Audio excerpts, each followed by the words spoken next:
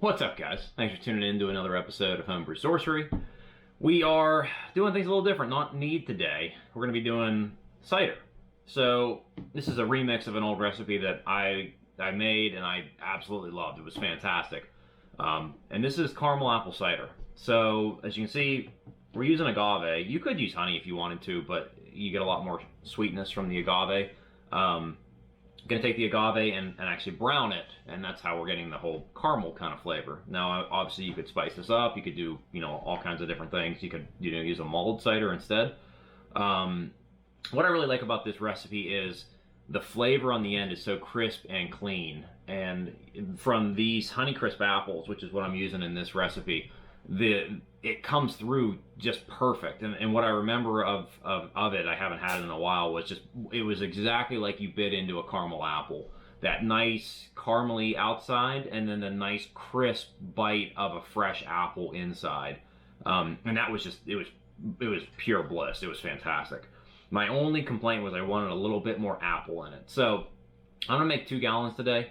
I have three 64-ounce or half-gallon containers of apple juice. And again, you could use one of these per gallon and then fill the rest with water. That was my original recipe. I just wanted a bit more apple, just a bit. And I think, adding another one for a 2-gallon recipe might really get us there. So we're going to go ahead and get this browned, and we'll talk about that here in a second. Recipe obviously will be in the description below. You can go and follow it. But the basic concept is we're going to take a nice, delicious, fruity apple. This juice really does stand out. If you haven't tried it, it's a really great juice to use for mead or for anything, cider or whatever.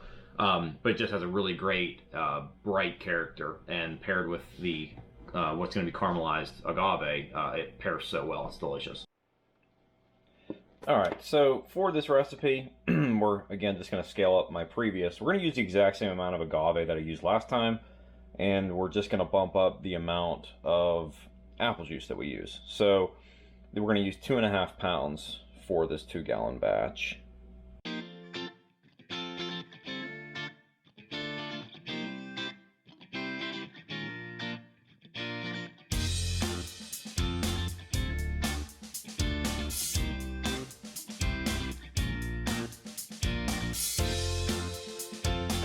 We might just barely skate by with getting 2.5 pounds out of these bottles. That might just work out to be perfect.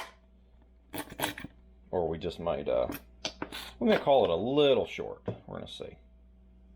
Well, we're an ounce off. There's a little bit left in here. We're damn close. I'm gonna call it good, but the target obviously here is 2.5 pounds, but we're gonna go with what we got, which is gonna be right about there. Alright, so the browning procedure that I'm going to use, one important distinction, some of, my particular stove has gas, but I have a big burner over here, like turbo burner they call it or whatever, and then the rest of them are standard burners. I'm going to use the regular burners, that's how I did it last time. We're going to go ahead and start on 4, so I don't know, medium, about a medium heat for 20 minutes.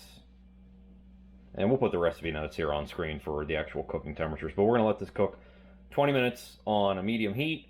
And then at the 20-minute mark, we're going to turn it down to a medium low, which on my stove is a 2. We're going to turn that down for 5 more minutes. So 25 minutes total of cooking time. All right, so we have accomplished the 20-minute boil. So again, that was on a medium heat. Now we're going to do 5 more minutes on a medium low. So again, I'm turning this down to about 2 on my stove, and we're going to let it go for another 5 minutes. I just wanted you to kind of see what it looks like. And again, that's as it's turned down, but you kind of notice the color. It really has started to darken, and it's really going to be a good, the smell in my kitchen is really great right now. Caramely, that baked goods kind of smell, but I just wanted to show you that. So we're going to do another 5 minutes on low, and we'll be good to go. All right, so time's up. So we're killing this. Now, at this point, this might as well be candy. You can't tell just by looking at it, but as this starts to cool down, it turns into hardtack is the best way I can describe it, and it's super hard. So what I'm going to do is just get some water in here, just trying to thin it out and actually make it workable and then get it into our fermenter. So with this being so sticky, it's really hard to move it around unless you liquefy it. So we're gonna do that now.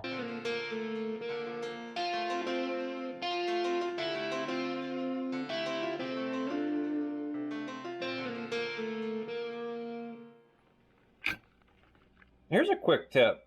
If you are having trouble getting nutrients to mix into a solution, that's something with Fermento that is always an issue for me. I found that if you use one of these like milk frothers, they work perfect for that.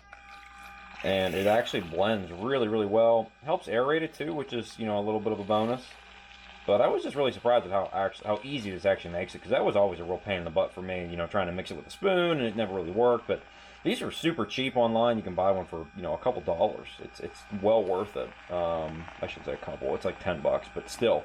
Anyway, might be worth maybe getting. So just as an aside. So, caramel apple cider. Maybe you want to make it as a bochet with honey instead of agave. You can totally do that. I think the agave gives it something special. I'm really excited this time around to see how the extra apple contributes to the flavor. That was kind of what this experiment's for. Again, this recipe, if you want to just do a 1 gallon batch, I mean, you could use all apple juice in, you know, or you could do the previous recipe, which is just one Honeycrisp apple and the rest water. You know, that's totally up to you. The freedom to experiment is there.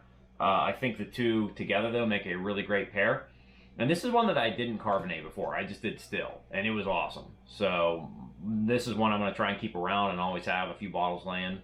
It's just delicious. So I hope you guys like this. Thanks for tuning in to another episode of Homebrew Sorcery. If you have questions, comments, made something similar, go ahead and drop it below. Love to hear from you.